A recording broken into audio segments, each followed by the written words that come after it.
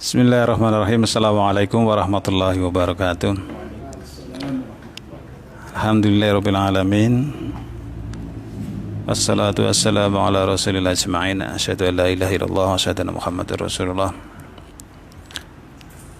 Saudaraku dimanapun Anda berada, terutama jemaah Jaya Jaffa Haramain, kita bertemu lagi dalam acara online kajian ayat-ayat Syam.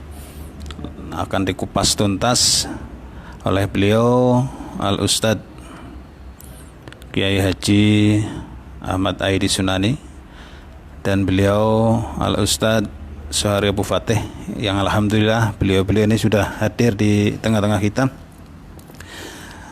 Sebelum acara kita mulai, mari kita bersyukur kepada Allah Subhanahu wa taala. Alhamdulillah pada pagi hari ini kita bisa menjalankan ibadah Syam dan bisa menikmatinya. Semoga apa yang kita lakukan menjadi keberkahan buat kita yang menghantarkan kita ke surganya Allah Subhanahu wa taala. Dan tidak lupa mari kita sanjungkan selawat kepada junjungan kita Nabi besar Muhammad sallallahu alaihi wasallam. Semoga kita juga nanti termasuk umat beliau yang mendapatkan syafaat dan bisa bertemu dan bisa bersua dengan Rasulullah Muhammad sallallahu alaihi wasallam di surganya Allah Subhanahu wa taala. Bapak Ibu yang dimuliakan Allah, jemaah Jaya Jaffa Haramain dan kaum muslimin dimanapun Anda berada, mari kita ikuti, kita simak dan kita renungkan sebagai narasumber kita, sebagai tambahan ilmu buat kita, yaitu hasanah tentang ayat-ayat Syam. Kepada beliau kami persilakan, monggo Pak Ustadz Aidi Sunani. Assalamualaikum warahmatullahi wabarakatuh. Jamaah Jaya Jaffa Haramain yarhamukumullah dan kaum muslimin a'azzakum wa rahimakumullah. Alhamdulillah, pada kesempatan yang baik ini untuk pertemuan yang kesekian kalinya kita dapat hadir untuk kaum muslimin sekalian dalam rangka kajian ayat-ayat Syam dan ayat-ayat Al-Quran tentunya, dengan harapan mudah-mudahan seiring kajian ini berjalan sampai selesai nanti, seiring pula Allah memberikan keberkahan ibadah, terutama dapat ilmu-ilmu baru dari pemahaman dari sumber-sumber yang kita baca, yang kita pelajari bersama untuk kita sajikan kepada jamaah kaum muslimin. Bapak Ibu, masih terkait dengan ayat yang 184, yakni syahrul Ramadan alladzi unzila fihil Qur'anu hudal linnasi wa bayyinatin minal huda wal furqan al-ayah. Kemarin sudah kita bicarakan, barangkali hari ini kita lebih mendalami ke kalimat itu, sebagaimana yang telah disampaikan oleh Ustadz Suhari kemarin, panjang lebar menyampaikan apa itu bulan Ramadan, terus kemudian saya nyambung ke Al-Qur'annya. Ada dari ayat yang saya baca ini sampai kalimat wal furqan tadi, ada hal-hal yang kemudian oleh para ulama dipahami sehingga muncullah satu pemahaman-pemahaman. Satu di antaranya adalah tentang kalimat hudal linnas. Al-Quran itu diturunkan oleh Allah sebagai petunjuk bagi manusia.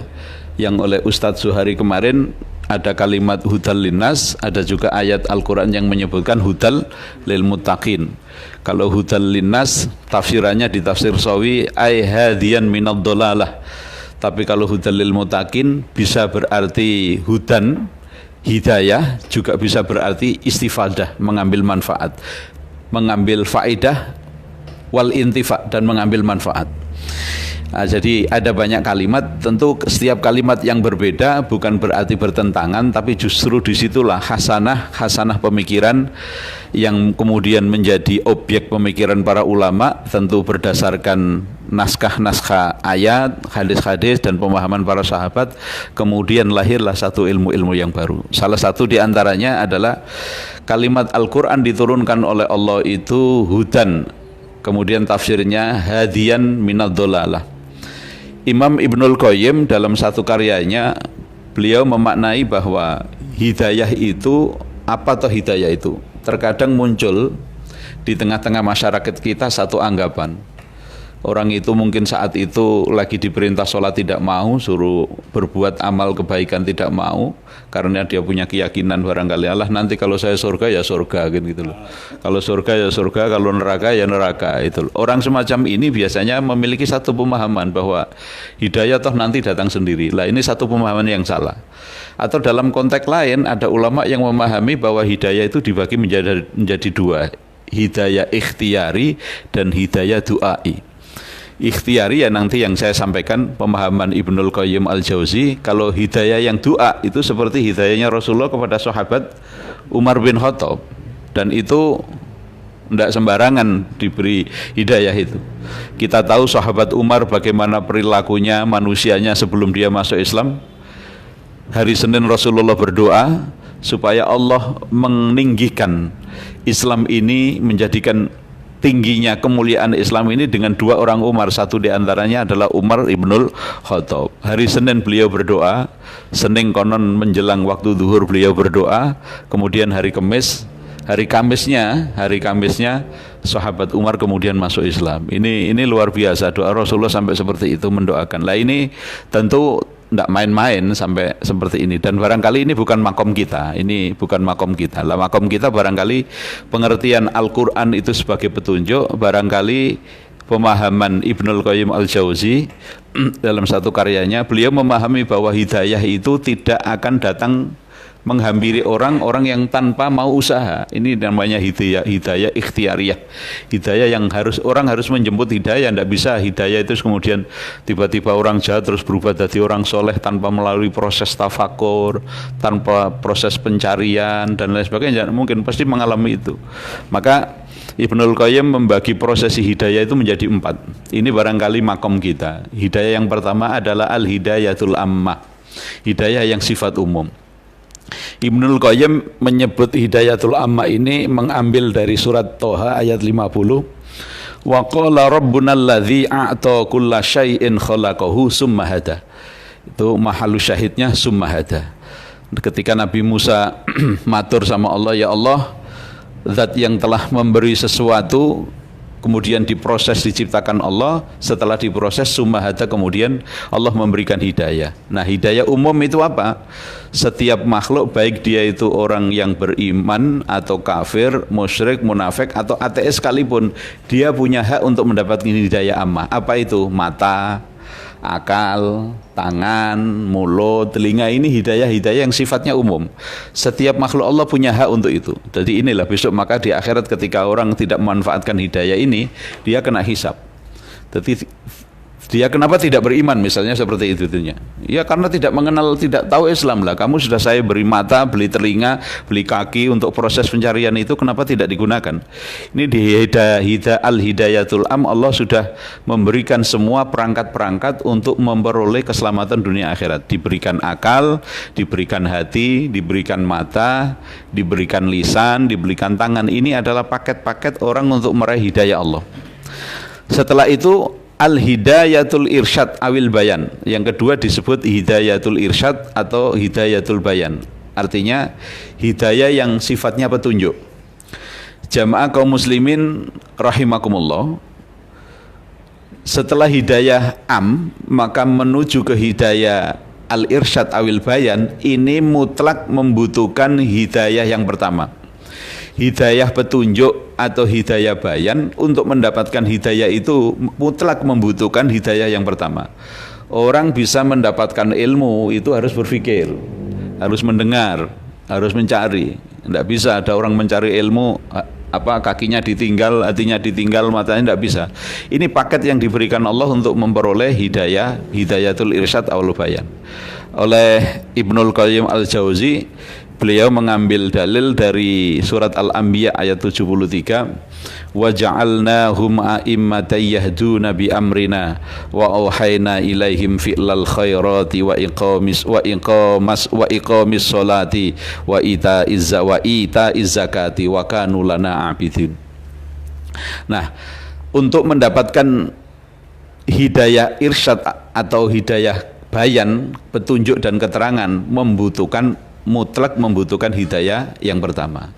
Kemudian hidayah yang ketiga adalah al-hidayatu taufik, hidayah taufik. Apa itu hidayah taufik? Hidayah taufik itu adalah semangat dalam kebaikan yang sudah terpatri di dalam hati setiap pribadi orang yang beriman, orang yang bertakwa kepada Allah, karena sudah mengalami proses yang pertama. Jadi pertama, hidayah yang pertama betul-betul disadari, diberi Allah hati itu harus digunakan, diberi akal itu harus digunakan, diberi mata, diberi tangan, diberi kaki itu harus digunakan.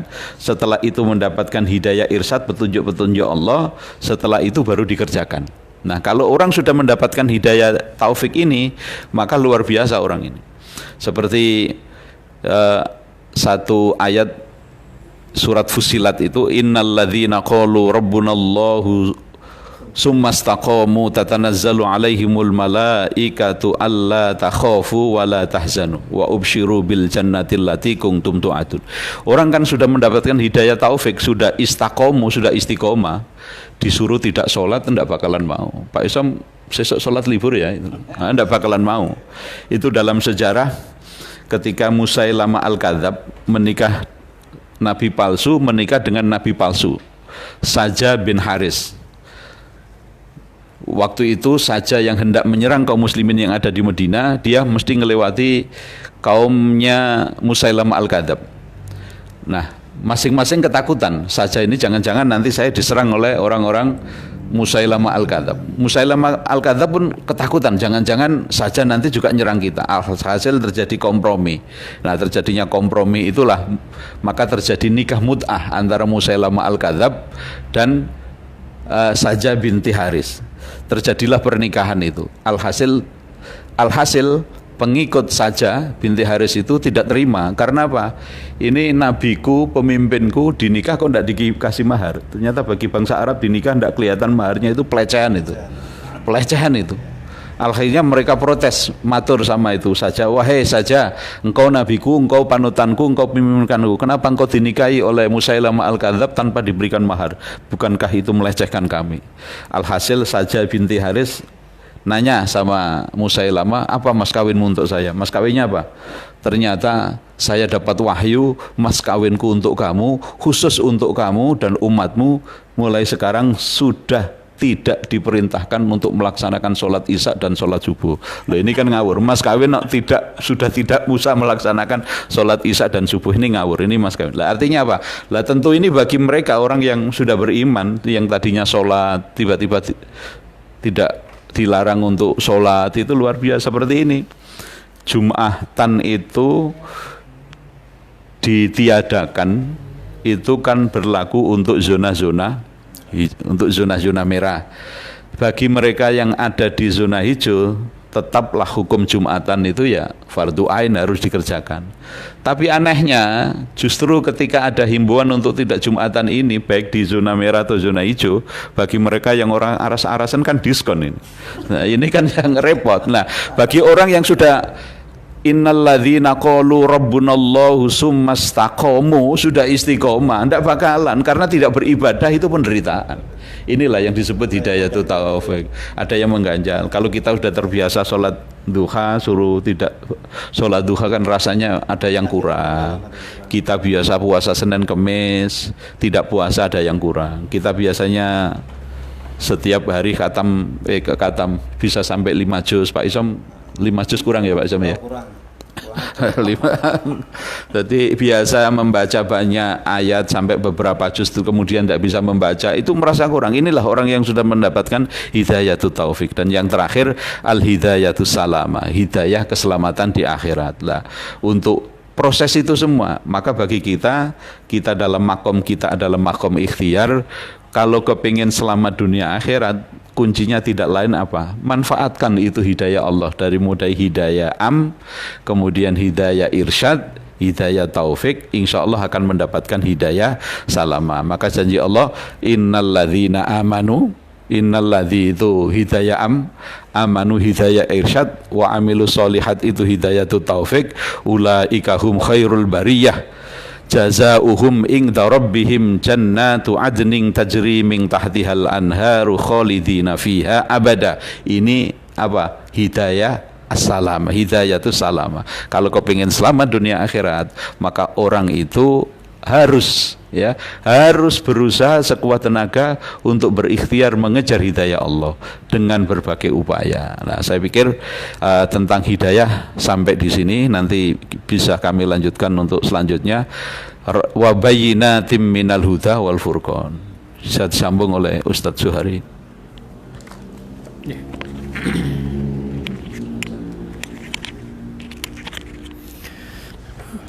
Baik. Bismillahirrahmanirrahim. Assalamualaikum warahmatullahi wabarakatuh. Jamaah Jaya Jaffa Haramain dan kaum muslimin yang kami cintai, Pak Haji Isom, Pak Haji Edi yang kami hormati. Alhamdulillah kita bersyukur bisa dipertemukan kembali di hari ini dalam kajian Ramadan ya, selama bulan suci ini. Insyaallah mudah-mudahan ayat-ayat siap ini bisa kita selesaikan, dan saya sudah menuliskan juga beberapa kajian kita ya, tentu dengan pendekatan tulisan saya. Saya beli judul 30 nasihat dari ayat siam. Insyaallah mudah-mudahan nanti sampai 30 ya. Kalau satu nasihatnya 3 lembar ya paling tidak 100 halaman. Mudah-mudahan nanti selesai. Meskipun ayat siam, insyaallah satu paket Al-Quran pun ada di dalam. Ada insyaallah. Ya, ini memang harus diiringi. Jadi kebiasaan kita untuk berbicara ya harus kita iringi dengan dokumentasi. Termasuk kita live streaming ini juga dalam rangka mendokumentasikan ya. Kemudian syiarkan ya sedikit ilmu yang Allah titipkan kepada kita. Mudah-mudahan manfaatnya jauh lebih luas dirasakan oleh saudara-saudara kita yang hari-hari ini sangat merindukan majelis ilmu ya. Saya dijabri oleh beberapa jamaah itu, kapan saat ngaji lagi? Yang tanya harusnya saya kan. Kapan ngaji lagi Pak itu? Mereka yang tanya, karena saya itu kan dalam posisi diundang ya, bukan mengadakan sendiri. Ya mestinya saya yang tanya Pak, bukan jenengan tanya saya. Jemaah yang kami cintai, tadi sudah disampaikan panjang lebar oleh Pak Haji Edi terkait dengan macam-macam hidayah ya. Hidayatul irsyad, hidayat taufik, dan juga hidayatul salamah yang tadi luar biasa ya. Kupasan dari Ibnul Qayyim rahimahullah. Saya menambahkan di kalimat wa bayyinatin minal huda wal furqan. Al-Quran itu diberikan Allah Subhanahu wa taala predikat ya, status. Yang pertama dia adalah hudal linnas, petunjuk bagi manusia. Di ayat ini ya, tentu di kupasan ayat ini. Ini kata Ibnu Katsir adalah madhun lil Quran, madah, satu pujian untuk Al-Quran. Ya, yang kedua wa bayyinatin minal huda. Dia menjadi penjelas daripada petunjuk itu. Penjelas ini kata beliau di dalam tafsir Ibnu Katsir ini dikatakan adalah dalail wadihah. Ya, jadi dalil-dalil yang begitu terang, yang kemudian karena kejelasan dan kegamblangannya itu, antara yang sesat dengan yang mendapat petunjuk itu jadi jelas. Antara orang yang beriman dengan orang kafir itu jelas. Makanya kemudian Allah juga menegaskan wal furqan. Jadi salah satu predikat Quran itu adalah dia adalah al-furqan. Dia pembeda antara kebenaran dan kebatilan, antara al-haq dan al-batil. Dia juga yumayyiz, membedakan bainal halal wal haram, antara yang halal dengan yang haram dibedakan betul, ada batas demarkasi yang jelas. Ya, ketika Al-Quran itu kemudian diturunkan, yang dulunya nggak jelas jadi jelas. Zaman dulu ada jenis-jenis pernikahan itu yang orang Arab biasa lakukan. Yang biasa lakukan itu oleh Al-Quran kemudian dikoreksi, diluruskan sehingga pernikahan menjadi seperti yang sekarang kita pahami. Ya, termasuk dari sisi-sisi makanan. Ada makanan yang dulunya itu diharamkan orang Arab, dihalalkan oleh Quran. Ada yang dihalalkan orang Arab, diharamkan oleh Quran. Ini contoh ya, makna wal furqan itu. Contoh saya ambilkan contoh lah. Ada tradisi orang Arab itu yang mereka gemar mengharamkan sapi yang sudah punya anak 10 dan 10-nya itu jantan semua. Itu oleh orang Arab dianggap sapi keramat. Ini selevel kayak selamat lah. Ya. Levelnya kayak selamat. Di India juga kurang lebih begitu. Cuma itu ada spesifikasinya, ada spesifikasinya ya. Jadi sapi yang jenis seperti itu, betina yang dia punya anak, anaknya jantan semua jumlahnya 10. Itu ditandai di telinganya. Iya ditandai kan? Ditandai tidak boleh diganggu, tidak boleh disembelih. Dinaiki pun tidak boleh. Nggak boleh. Dipakai baca nggak boleh. Pokoknya itu dihormati selayaknya memang dewa. Bahkan kotorannya pun dianggap tidak kotor. Karena sudah luar biasa. Dipakai untuk luluran. Ini satu tradisi yang oleh Al-Quran kemudian dibantah itu. Maka ketika kita ngaji Quran ketemu surat Al-An'am namanya ya, ini kok surat tentang binatang ternak yang diceritakan tentang sapi. Ini apa Quran itu ingin mengajarkan kita cara berternak ya? Padahal enggak. Maka surat Al-An'am itu dipersoalkan oleh orang-orang kafir karena dia mengupas habis dan mengkoreksi kebiasaan mereka.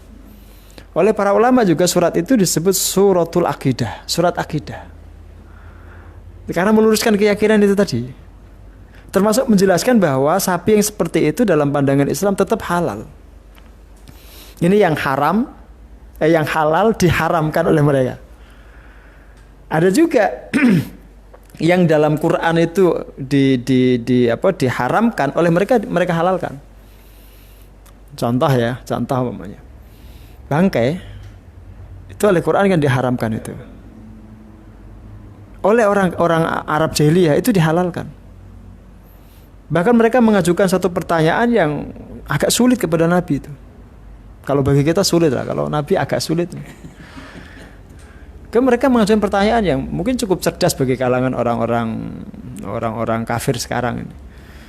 Wahai Muhammad, bagaimana kamu, bagaimana agamamu ini? Hewan yang kalian sembelih, yang kalian potong dengan tangan kalian, kok malah kalian halalkan? Sedangkan hewan yang dibunuh oleh Allah, kok malah kalian haramkan? Di mana akalmu itu? Itu kan pertanyaan yang cerdas ya. Itu kalau kita yang ditanya mesti angkat tangan gitu. Angkat tangan. Ya. Salah satu contoh lah. Jadi bangkai menurut mereka itu justru halal karena yang membunuh itu Allah langsung. Mereka tidak tahu kalau maqasid syariah, tujuan syariat dari menyembelih hewan itu adalah mengeluarkan darahnya. Sementara bangkai itu masih utuh darahnya di dalam tubuhnya. Dan darah yang tersimpan dalam daging itu tidak sehat. Mereka tidak paham itu. Makanya kemudian ketika Al-Quran turun, bangkai diharamkan, ya itu problem bagi mereka. Ini wal furqan yang dimaksud. Jadi dia membedakan betul mana yang halal, mana yang haram. Sehingga ketika Quran turun itu ya kata Rasulullah ya, innal halala bayyinun wa innal harama bayyinun. Yang halal jelas, yang haram juga jelas. Wa bainahuma umurun mustabihat. Ada ruang syubhat itu tapi sedikit. Ruang syubhat itu ada tapi masih ada tapi sedikit. Artinya jelas semua gitu, jelas semua. Ya, ini kalimat yang tadi disampaikan Pak Haji Edi ya, saya hanya menambahkan sedikit aja. Kemudian di kalimat berikutnya Allah Subhanahu wa taala mengatakan faman syahida minkumus syahra falyasumhu. Faman dan maka barang siapa syahida menyaksikan minkum di antara kalian asyahra bulan falyasumhu hendaklah ia berpuasa. Berpuasa di bulan itu.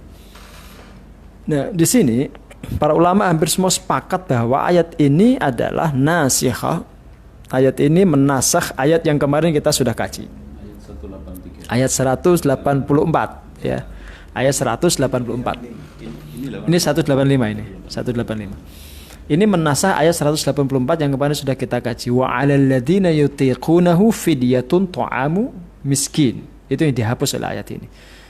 Tapi para ulama kemudian menjelaskan bahwa faman syahida minkumus syahra falyasumhu itu berlaku bagi orang yang tidak safar. Orang yang mukim dan dalam kondisi sehat. Kenapa? Karena ada lanjutannya itu, waman kana maridan aw ala safarin fa iddatun min ayyamin ukhar. Maka seandainya ada musafir di tengah perjalanan, dia menyaksikan munculnya hilal di awal Ramadan, dia tidak wajib puasa.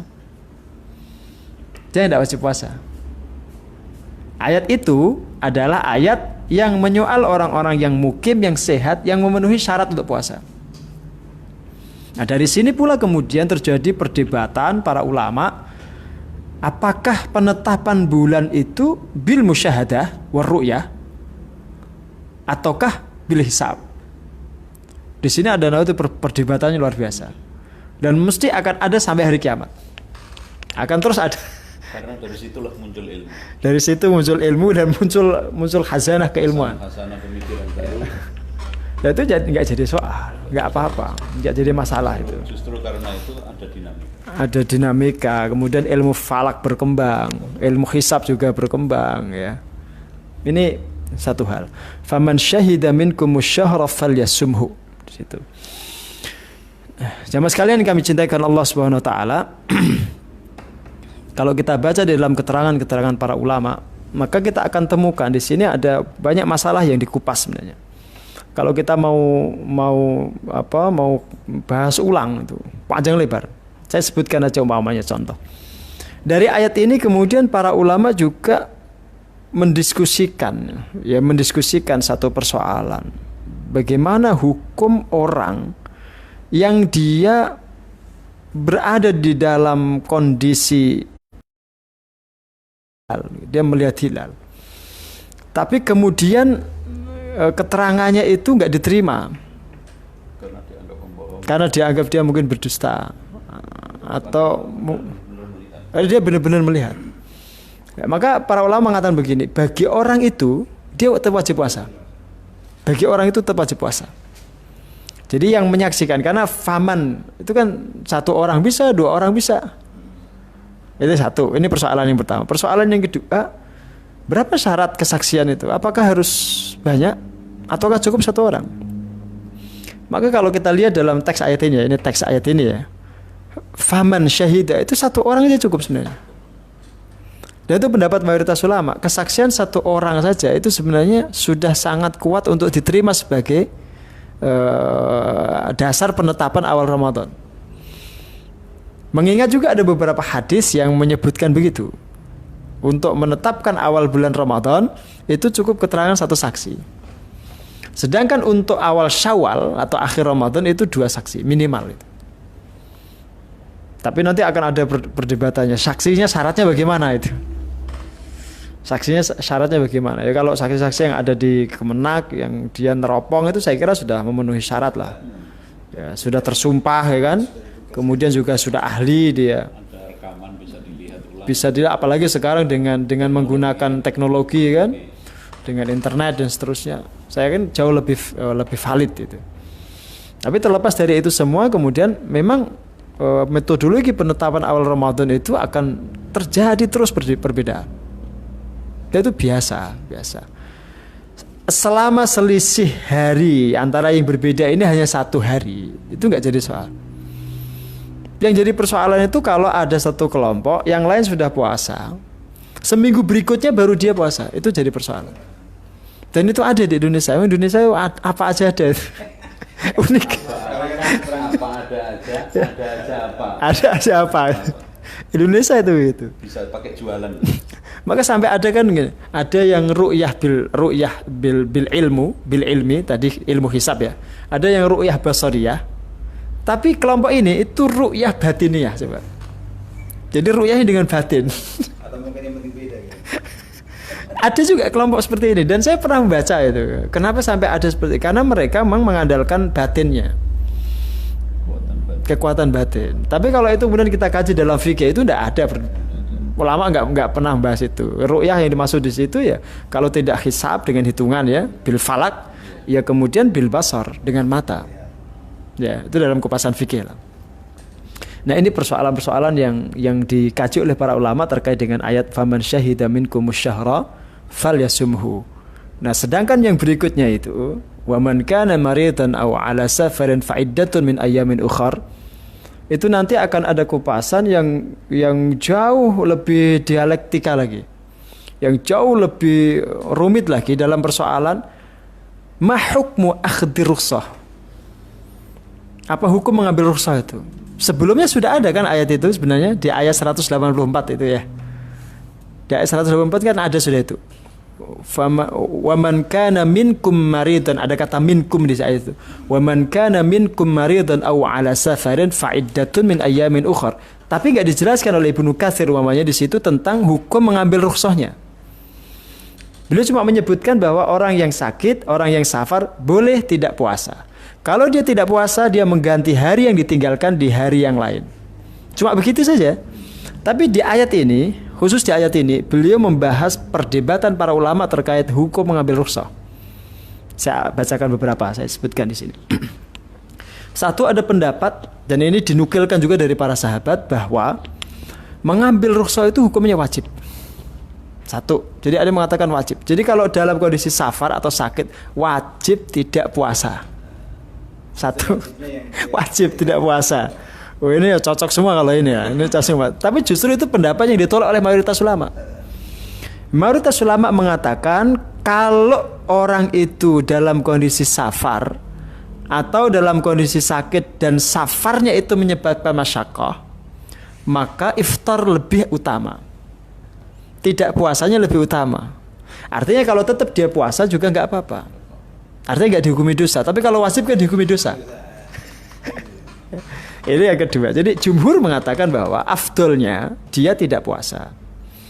Karena ada beberapa ini ya, beberapa hadis saya bacakan lah. Ada penting saya bacakan ini. Umpamanya hadis Nabi SAW ketika beliau mengatakan, laisa minal birri as-siyamu fis safar. Tidak termasuk kebaikan berpuasa dalam kondisi safar. Itu komentar Nabi terkait dengan seseorang yang istilahnya dia sudah sangat payah sekali karena perjalanan jauh, kemudian dia ditutupi semacam tempat untuk berteduh itulah, tenda-tenda, tapi disirami tendanya itu.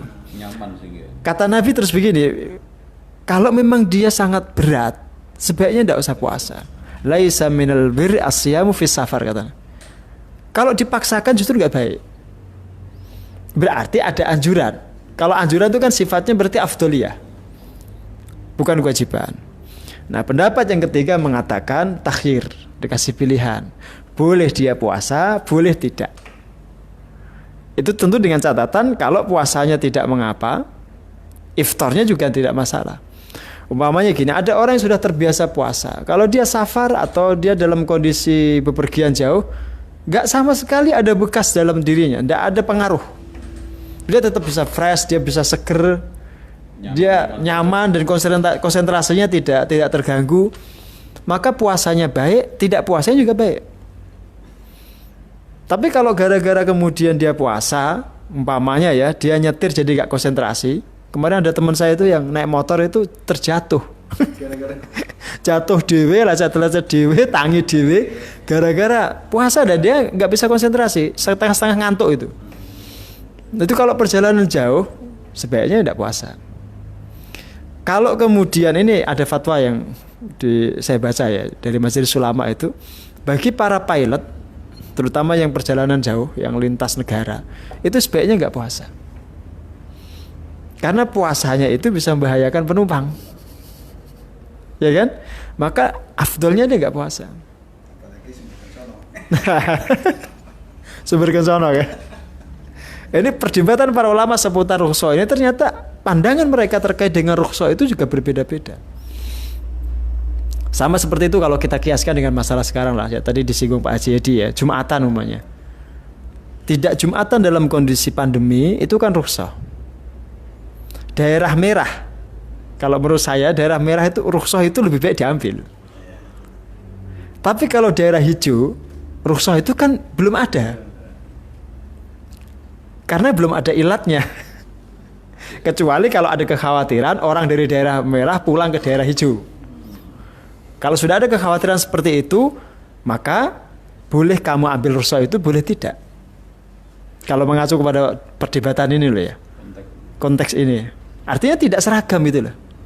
Nah sekarang model orang sekarang itu bahas hukum tapi diseragamkan, nggak melihat realita, kondisi masyarakat, konteksnya bagaimana, ndak bawanya, gak Jumatan, yo watake ora gelem salat. Ini wes wegah masalah itu, wes wegah. Jadi posisi dia sudah tidak semangat ibadah, dapat seperti itu kan seperti dapat amunisi dia. Maka perlu kemudian juga diingatkan. Saya kemarin lihat ya Gus Khalil Nafis itu mengingatkan di TV One, tidak pernah Majelis Ulama itu melarang atau mengharamkan Jumatan. Tidak pernah, apalagi menyuruh mengunci masjid. Kan ada masjid-masjid dikunci sehingga nggak bisa diakses sama sekali oleh jamaah. Itu diluruskan oleh beliau ya. Saya nyimak waktu di TV One itu ya. Nah, ini yang mungkin kalau bahasa saya mungkin bisa dikiaskan dengan itu. Sehingga kalau kita bahas hukum itu ya jangan general itu ya. Dilihat konteksnya, kondisinya bagaimana. Karena hukum itu tergantung kondisi, tergantung konteks. Moga Pak Haji dilanjutkan. Jamaah Jaya Jaffa Haramain kaum muslimin yang saya hormati. Dari apa yang disampaikan oleh Ustadz Zuhari, ada hal yang paling prinsip yang harus kita mengerti dan itu harus kita sadari. Bahwa produk hukum muncul itu karena ada kejadian, ada persoalan. Kemudian baru muncul ada hukum, itu ada ilat yang menjadikan sebab. Seperti kenapa kita dianjurkan untuk tidak Jumatan, itu karena kalau kita Jumatan nanti bisa terkena efek negatif atau efek dari pandemi ini. Tapi kalau dirasa sebab-sebab itu atau ilat-ilat itu belum ada, ya kita tetap yang namanya kewajiban tetaplah di atas kewajiban. Harus kita pahami bahwa hukum itu akan selalu terus berjalan. Nah, proses berjalannya hukum itu ketika dirasa ketika dirasa ada hambatan, Allah pun Maha Adil, maka ditawarkanlah rukhsah itu tadi. Lah bagaimana, apakah rukhsah kita ambil atau tidak? Ini yang pentingnya semangat. Kalau nyambung dari awal tadi, orang yang sudah mendapatkan hidayah taufik, insya Allah jika ada dua pilihan, pilihannya adalah apa? Tetap beribadah. Wa antasumu khairul lakum. Nah, sekali lagi terkait dengan prosesi apa yang sekarang terjadi dan kita sehubungkan dengan materi kita pada siang hari ini, bahwa hukum itu muncul karena ada kejadian. Hukum baru ditetapkan. Hal yang paling fundamental, yang paling menjadi dasar adalah ilat, ya. Nah, itu yang harus kita pahami. Jadi setiap hukum tidak bisa digeneralisir. Jadi setiap tempat mesti berbeda-beda.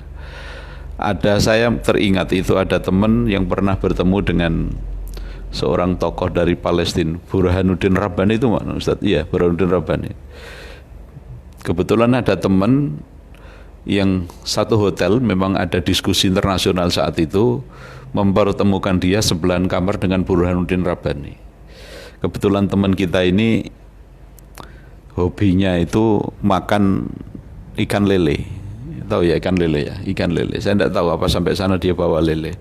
Nah, ketemu dengan Burhanuddin Rabbani. Lah bagi Burhanuddin Rabbani ini ikan lele bagi mereka itu haram.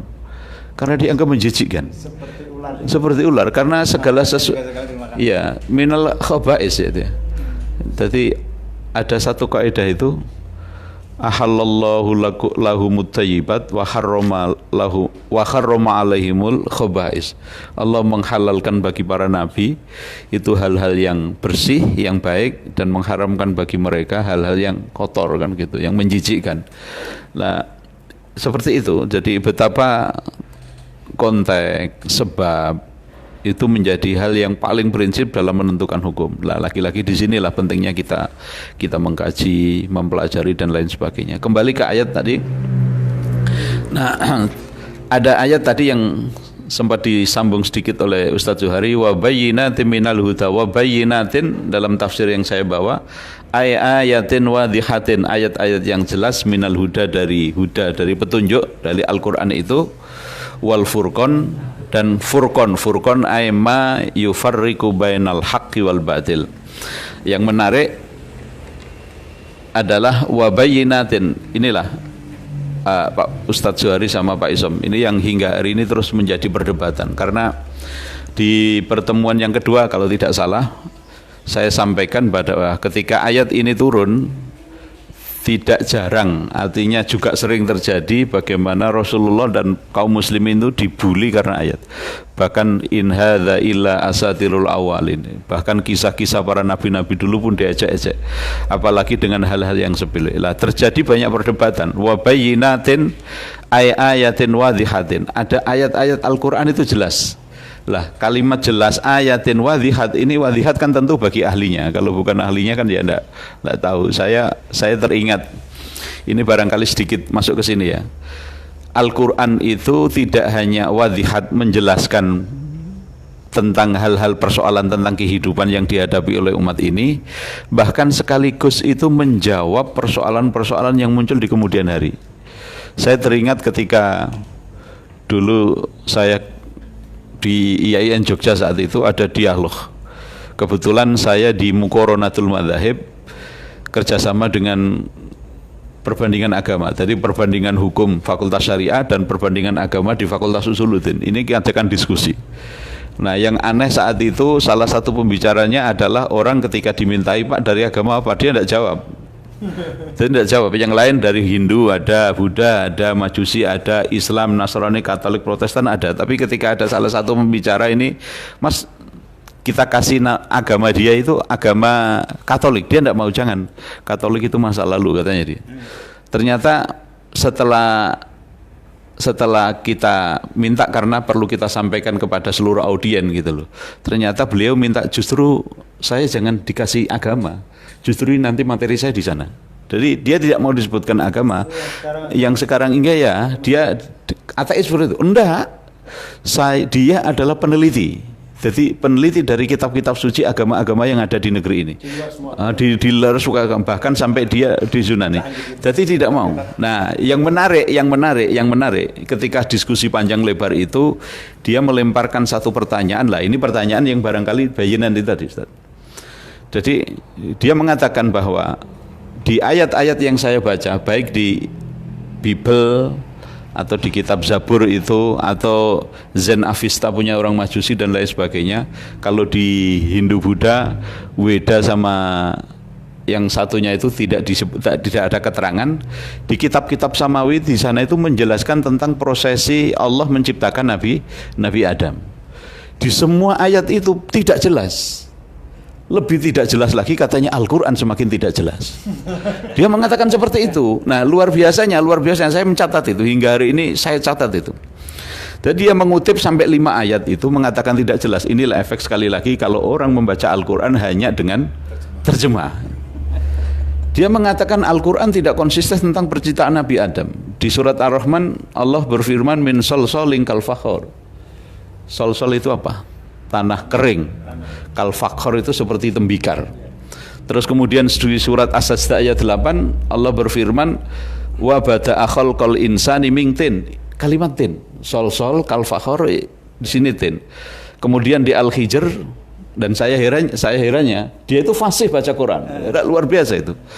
Dia mengutip surat Al-Hijr ayat 28 min solsolin min hama'im masnun, min hama'in. Terus kemudian yang keempat surat As-Saffat ayat 11 inna khalaqnahum min tinin lazib, kalimat lazib.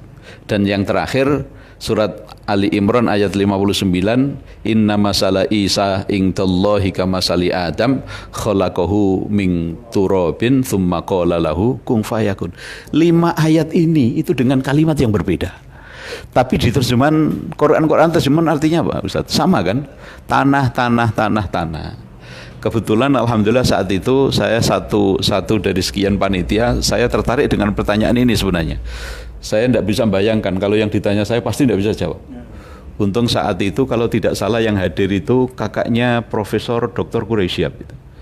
Jadi karena orang alim beliau menjawabnya dengan luar biasa. Nah, kemudian hasil diskusi ini sempat kita abadikan di satu majalah saat itu.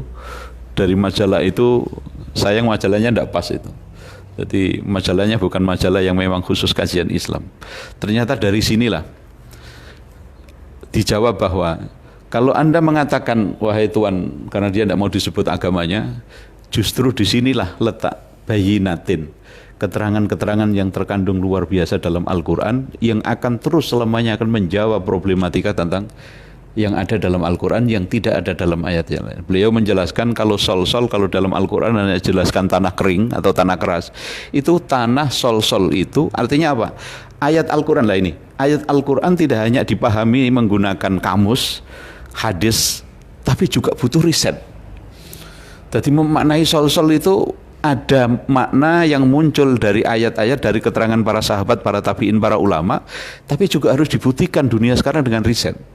Jadi yang namanya sol-sol itu tanah yang tanah biasa, tapi sudah mengalami proses pembakaran. Lah kalau tanah sudah dibakar, kemudian dibawa masuk ke laborat, kandungannya apa? Karbon, panas, kan begitu, oksigen. Makanya dimanapun seperti genteng itu, tanah yang tadinya basah kemudian dibakar, itu dipukul kal fakhor. Fakhor itu kalau orang Mesir kan seperti berbunyi-bunyian itu. Makanya tanah yang sudah mengalami proses pembakaran, oleh bahasa orang Arab menyebutnya dengan sol-sol. Makanya kandungannya apa? Lah ini kandungannya adalah karbon sama CO2 sama oksigen. Lah makanya manusia itu mutlak membutuhkan karbon sama oksigen. Maka karbon itu apa? Panas, Pak Isam. Makanya Ustaz Zahri kadang-kadang kalau masuk angin badan panas. Itu karena kita ada unsur ke sana. Ini kan ilmiah banget. Terus kemudian mingtin. Tin itu bukan sekedar tanah biasa, tapi tin di sini adalah tanah yang mengandung zat air atau hidrogen. Makanya kalau kita olahraga keluar keringat itu. Karena kita ada unsur dari mingtin. Kalau diartikan di kamus artinya ya biasa itu. Terus kemudian min solsolin min hamain. Hamain itu apalagi di tafsir itu termasuk di tafsir Misbah Profesor Quraisyab memaknainya dengan lumpur yang warnanya hitam bau. Jadi lumpur yang warnanya hitam bau. Ini di tafsir apa? Di tafsir Profesor Quraisyab. Jadi warnanya hitam dan bau. Maka mohon maaf Pak Isom kalau kira-kira tidak mandi seminggu bau enggak? Iya karena ada unsur min hamain ini. Kemudian mintinin lazib. Lazib ini kalau diarti bahasa Quran perkata itu diartikan dengan tanah liat. Ini bukan sekedar tanah liat, tapi tanah yang mengandung Fe atau ferum atau zat besi untuk kekuatan. Jadi ini luar biasa, butuh riset. Terus kemudian yang turab adalah kalau dalam bahasa fikih turab sering diartikan debu. Tapi apakah turab itu debu yang pakai untuk makanya debu turab itu yang di antara tanah yang sah untuk untuk tayamum itu yang turab itu. Karena turab inilah mempunyai kandungan-kandungan organik. Kalsium, potasium, terus kemudian ferum, kandungan-kandungan itu tadi semua unsur-unsur yang ada di dalam tanah ini ada di dalam turab. Atau dulu ketika saya ngaji pasanan tafsir ini artinya seluruh unsur namanya sol-sol, mingtinin, min lazib, terus kemudian itu prosesnya kemudian diproses jadilah yang namanya turab, barulah saat itu summa qala lahu kun fayakun. Lah ini makanya ketika seperti kasus dulu pernah ada seorang ahli forensik, dokter kebanggaan Indonesia. Kalau Prancis itu kan punya dokter hebat di era modern, dokter siapa itu Maurice Bucaille itu yang meneliti jasadnya Fir'aun. Kalau Indonesia punya Pak Profesor Dr. Munaini Idris itu yang ahli forensik itu. Beliau itu kalau meneliti bangkai jenazah yang sudah lama itu kalau diteliti semua, inilah unsur-unsur itu ada semua. Ada karbon, ada oksigen, ada ferum, hidrogen, nitrogen dan lain sebagainya. Unsur ini ada. Nah, inilah betapa hebatnya Al-Quran. Wa bayyinatin ayatin wadihatin, yang akan selalu memberikan penjelasan, menjawab persoalan-persoalan yang muncul satu hingga kemudian hari. Maka ketika diberikan jawaban ini, barulah si orang yang tidak mau disebut namanya tadi baru melongo. Kata dia luar biasa bro. Inilah Al-Quran. Maka sekali lagi kembali ke seperti yang pernah saya sampaikan di pertemuan pertama dan kedua, betapa pentingnya kita ngaji, belajar, tidak hanya memahami Al-Quran dari tarjamah. Karena kadang-kadang terjemah itu kadang-kadang juga bisa menjebak. Kalau barangkali bahasanya lebih sopan daripada menjerumuskan, kadang-kadang menjebak.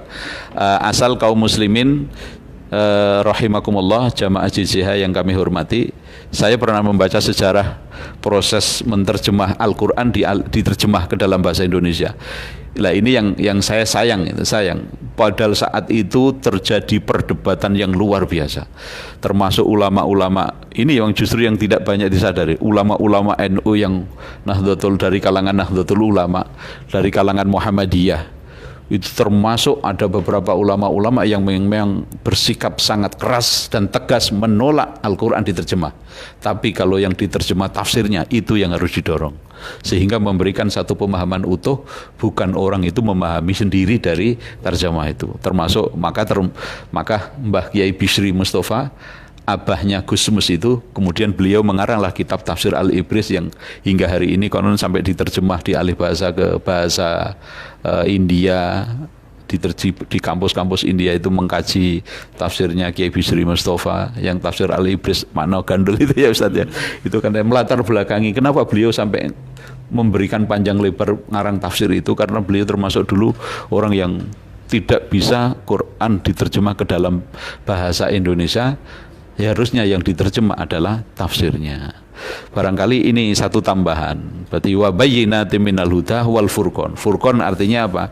Dengan Al-Quran insya Allah kalau orang mau belajar Al-Quran betul, maka di sanalah nampak mana yang hak, mana yang batil. Barangkali bisa ditambahkan Ustadz Zuhari. Tinggal 5 menit, 10 menit. Ada pertanyaan Pak sih? Ini ada ya, permintaan untuk didoakan. Coba nanti bisa ya. Pak Ustadz Aidi, Pak Ustadz Zuhari, Pak Isom minta doanya buat cucu kami Alisa Kanaya Humairah Jihan, sampun dilahirkan tanggal 5 bulan 5 2020. Insyaallah nanti di akhir kajian ya. Baik, saya teruskan sedikit. Kalau kita cermati ayat ini, tadi saya menyoal atau menelaah tentang hukum mengambil rukhsah ya. Maka ayat ini sebenarnya secara tidak langsung itu mengarahkan kita untuk mengambil rukhsah itu. Allah mengatakan ini, yuridullahu bikumul yusra wa la yuridu bikumul usra. Dia Allah menghendaki untuk kalian kemudahan, tidak menghendaki untuk kalian kesulitan.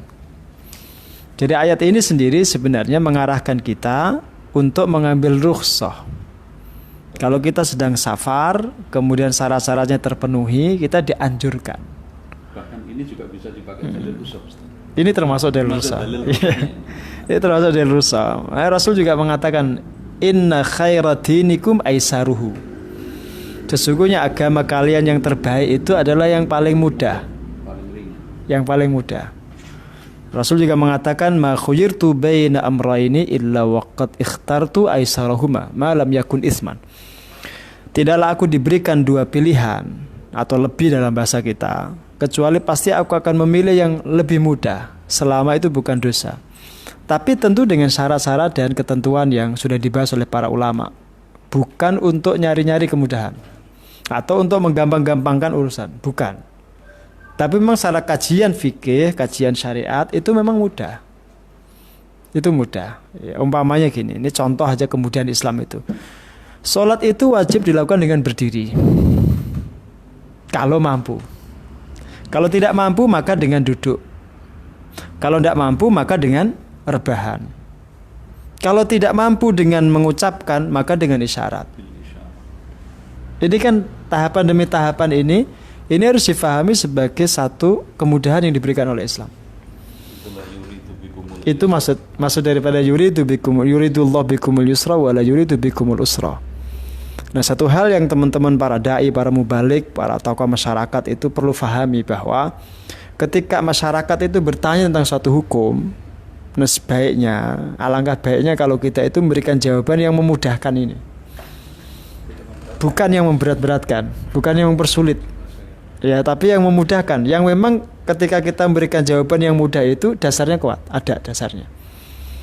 Jangan angal-angal sahabat abad. Tapi kalau kita berlakukan hukum yang ditanyakan itu untuk diri sendiri, kita ngambil yang azimah, yang berat. Jangan dibalik-balik gitu loh. Untuk orang lain itu berat, tapi untuk diri sendiri seenteng-enteng. Itu terbalik. Sampai naik dhewe. Jangan terbalik. Makanya umpamanya gini ya. Urusan wara' tarkus syubuhat itu fatwa yang dipakai untuk diri sendiri. Jangan gemar itu diberikan pada orang lain. Apalagi disampaikan ke orang lain dia tidak warok. Dia tidak warok. Artinya warok itu kan sifat yang kita upayakan terjadi dalam diri kita sendiri. Kita mulai dari diri kita, bukan kita ajarkan sama orang. Bukan. Contoh kalau saya ditanya orang, Ustadz, apa hukum gaji PNS? Gaji PNS itu kan dari pajak. Pajak itu kan campuran macam-macam. Ada dari sumber-sumber yang halal, ada sumber-sumber yang haram gitu. Itu kalau saya ditanya orang, saya wajib ngasih jawaban yang mudah dan memudahkan. Karena pekerjaan jenengan itu adalah pekerjaan yang halal, guru mamanya, maka jenengan itu wajib dapat terima gaji yang halal. Maka gaji jenengan itu halal. Nggak usah khawatir dan jangan kemudian takut kalau gaji jenengan itu syubhat atau bahkan haram. Dengan melihat tadi loh, menelusuri sumber-sumber pajak yang menurut dia. Itu contoh. Adapun kemudian kalau saya umpamanya ya, dalam kehidupan itu kemudian saya menghindari, itu hak saya sebagai pribadi. Hak yang kita berlakukan untuk pribadi kita ini tidak boleh kita berlakukan untuk banyak orang, untuk semua orang. Tidak boleh. Tidak boleh. Makanya dalam hadis, dalam ilmu hadis itu kan juga dibedakan itu. Kapan yang diucapkan Nabi dan kapan yang dilakukan itu konsekuensi hukumnya beda. Konsekuensi hukumnya beda. Ini contoh. Yuridullah bikumul yusra wa la yuridu bikumul usra. Ini kalau kita kaji jadi kitab sendiri itu. Kalau kita mau tulis kaidah ini, itu jadi kitab sendiri. Ya, sehingga orang itu kemudian tidak karena kehati-hatian, justru kemudian dia mempersulit diri sendiri. Maka saya sering mengatakan ke teman-teman kalau kajian itu, al-ikhtiyatat laisa minad-din. Kehati-hatian itu tidak bagian daripada agama. Contoh ya, kalau kita jalan ke masjid, kemudian sampai masjid kita melihat ujung sarung kita itu basah, timbul was-was, ini karena najis atau karena air hujan. Itu kalau kemudian kita terlalu berhati-hati, kita akan menyusuri kembali jalan itu untuk mencari sebab basahnya sarung kita itu. Itu kehati-hatian yang dilarang justru. Tidak boleh. Bikin was-was. Dan itu memberatkan diri sendiri, itu takalluf. Maka Sayyidina Umar kan pernah negur anak muda yang begitu itu, ditegur, balik ke masjid, jangan kamu ikuti itu was-was. Contoh ini. Zaman dulu sahabat itu kalau habis makan begitu kan, terus Bilal qomat, itu tangannya enggak dicuci, dilapke, jubahnya terus takbir langsung. Itu kan kalau orang sekarang bilang, oh kok ketohmen gitu. Enggak, itu sebenarnya untuk melawan tadi itu. Terlalu hati-hati, terlalu apa istilahnya ya, jelimet masalah toharoh itu memberatkan nanti. Maka Imam Ghazali di dalam Ihya itu kan menyebutkan contoh-contoh itu, bahkan beliau mengatakan al-khumul minaddin. Jadi kadang-kadang hidup ketoh itu bagian daripada agama. Tapi tentu yang bukan yang najis ya, yang halal yang memudahkan. Umpamanya lagi Nabi SAW itu ketika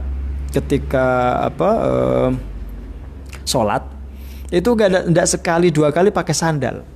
Karena dulu masjid kan pasir ya, pakai sandal. Logikanya sandal itu kan nginjek macam-macam itu. Tapi oleh Nabi itu dipakai. Baru suatu saat disuruh ngelepas Jibril karena di dalam alasnya itu ada najis. Dilepas. Ketika Nabi melepas sandal itu sahabat ikut ngelepas sandal semua. Ditegur oleh Nabi, loh kenapa kalian lepas? Karena jenengan ngelepas wahai Nabi. Dosa saya itu ngelepas tadi karena ada najis. Kalau kalian kan nggak ada najis, nggak apa-apa dipakai. Itu untuk melawan tadi sikap yang terlalu hati-hati itu. Maka membaca riwayat-riwayat seperti itu juga penting. Sehingga agama itu kembali pada asolahnya, bahwa agama itu mudah. Tentu tidak untuk dimudah-mudahkan, tapi mudah dengan dasar yang ilmiah. Itu makna yuridullah bikumul yusra wa la yuridu bikumul usra. Belum selesai, masih ada lanjutannya. Insyaallah dilanjutkan di lain waktu. Moga tambahkan lagi. Tinggal 3 menit. Kaum muslimin jamaah Jaya Haramain yang kami hormati, yang kami muliakan, sebagai penutup barangkali kita harus yakinlah bahwa agama ini adalah kebaikan untuk kita, kebaikan dari Allah untuk kita agar selamat dunia akhirat.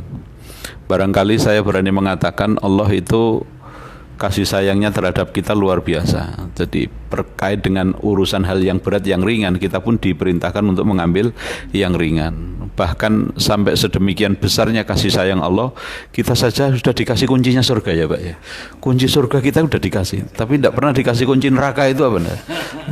Kita harus optimis itu. Insya Allah masuk surga semua karena Allah sudah mengasih kita kunci surga, kunci surga. Adapun sampai ada yang masuk neraka itu paling kan cuma sebentar itu aja gitu ya. Artinya insya Allah dengan ayat-ayat yang sudah kita kaji pada hari ini, mudah-mudahan memberikan tambahan wawasan sekaligus bagaimana cara memahami ayat yang agar kita terhindar dari yang salah. Kuncinya tidak lain adalah terus selalu belajar, membaca dan membaca. Insya Allah saya, Ustadz Zuhari, Pak Isomuddin, insya Allah terus selalu membaca. Dan pun pula kita berharap ada kritikan untuk kita. Jika kita ada salah, menjadi kewajiban jamaah sekalian, kaum muslimin yang mendengarkan diskusi gojek-gojek kita ini, jika ada salah harus diingatkan. Kita harus diingatkan, tentu diingatkan dengan etika.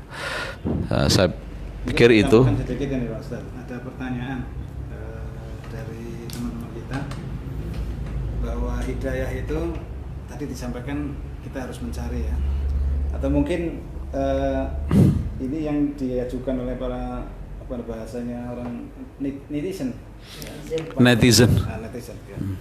Bahwa kita juga bisa mempermudah bahwa orang bisa mendapatkan hidayah. Ya.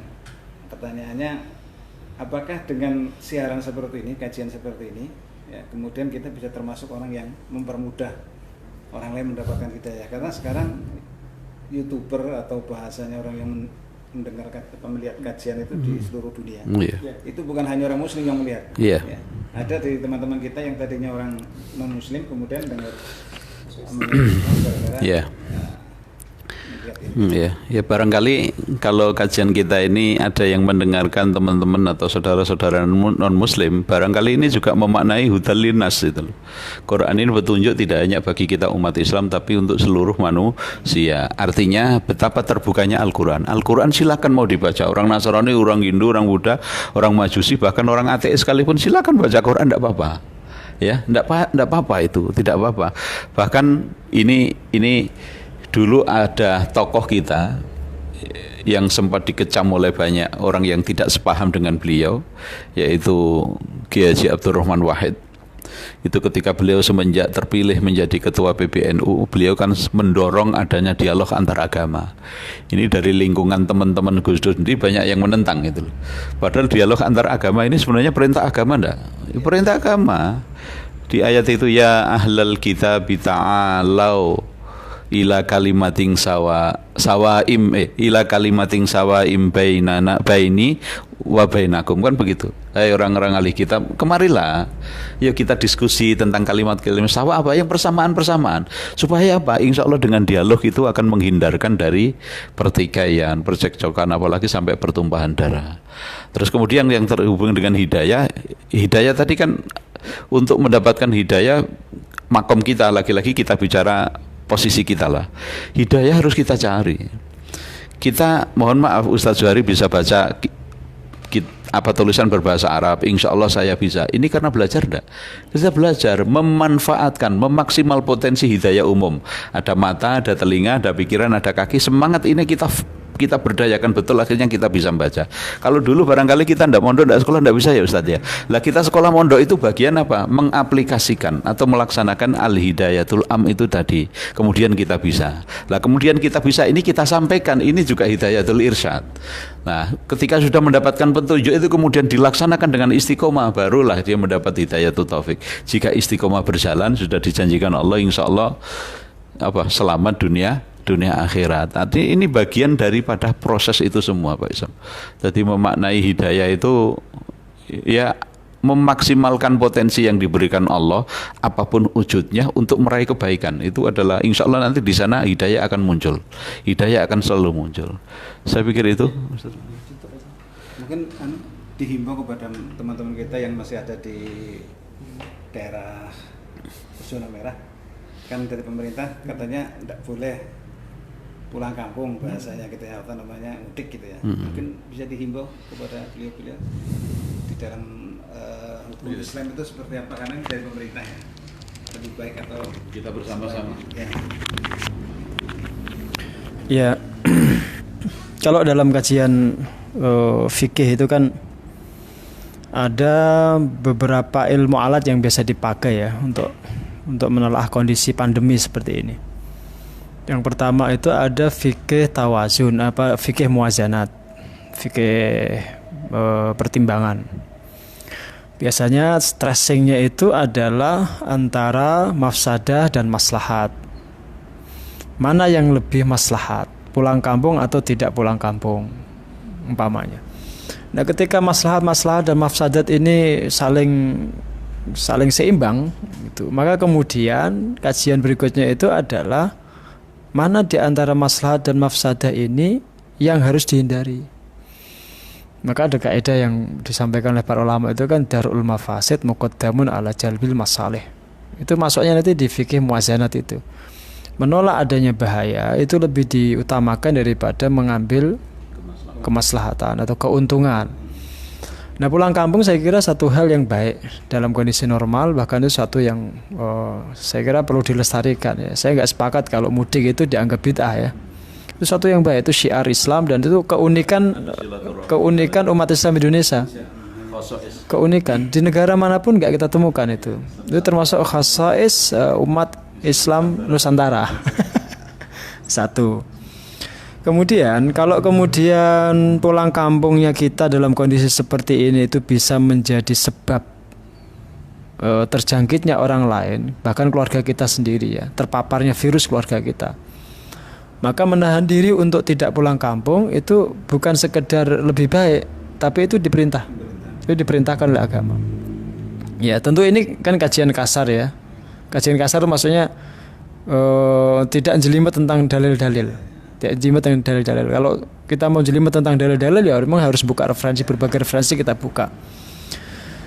Ini kalau memang sahabat-sahabat kita berada di zona merah, ya di zona merah. Kemudian memang ada himbauan untuk tidak pulang kampung terlebih dahulu. Ya, maka selain kajian-kajian fikih ini nanti akan ada juga hukum intervensi penguasa itu. Jadi kalau kemudian penguasa itu sudah mengambil satu keputusan, maka keputusan itu mengikat semua orang.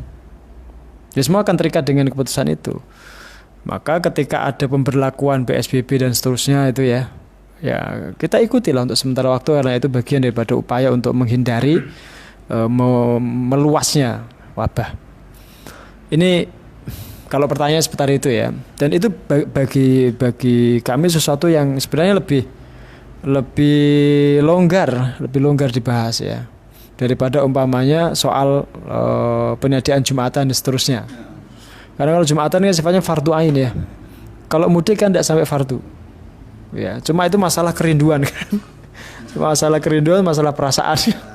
Ternyata berbeda kan level pengajian. Nah, kalau masalah mudik sebenarnya secara kajian hukum lebih fleksibel, lebih longgar dan tidak serumit kalau kita membahas bagaimana hukum menyediakan Jumatan. Ya, itu perdebatannya jauh lebih rumit, lebih sulit lah. Termasuk nanti apakah ada sholat id atau tidak, itu lebih fleksibel. Ya, lebih fleksibel karena itu sifatnya sunnah. Seperti mudik ini kan, kalau mau diangkat pun hukumnya paling mentok sunnah itu kan. Baik, saya kira begitu. Moga Pak Haji. Jangan ditutup sama doanya. Tadi ada pesan doa.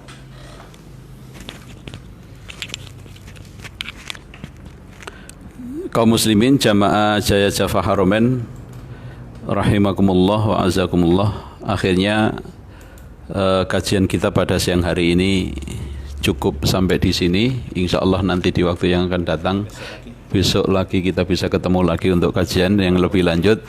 Marilah kita akhiri dengan harapan Allah memberikan kebaikan atas apa yang sudah kita diskusikan, kita baca, kita pelajari bersama. Al-Fatihah. A'udzubillahi minasyaitonir rajim.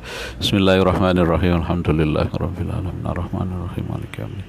Iyyaka na'budu wa iyyaka nasta'in. Ihdinas siratal mustaqim. Shiratal ladzina an'amta 'alaihim ghairil maghdubi 'alaihim waladdallin. Bismillahirrahmanirrahim. Alhamdulillahirabbil alamin. Allahumma shalli wa sallim ala sayidina Muhammadin wa alihi wa ashabihi ajmain.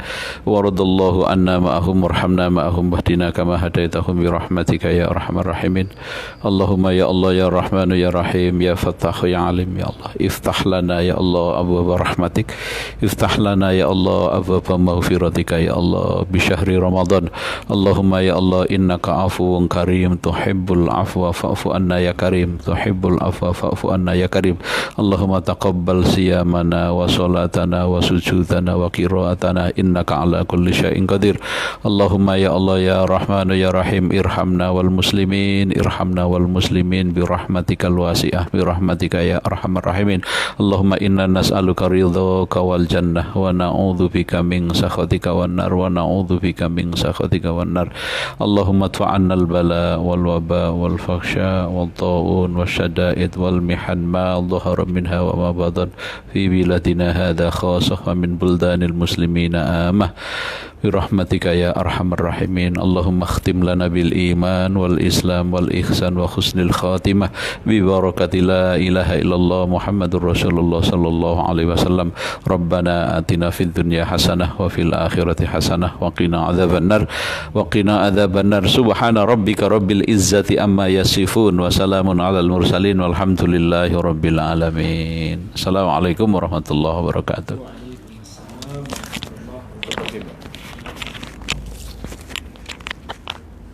Demikian kajian pada hari ini, hari Selasa tanggal 12 bulan Mei 2020. Insyaallah besok pagi akan diadakan kajian yang serupa jam 10 pagi. Mari kita tutup kajian pada pagi hari ini dengan bacaan Alhamdulillahirabbil alamin. Dari saya kurang lebihnya mohon maaf. Wabillahi taufiq wal hidayah. Assalamualaikum warahmatullahi wabarakatuh.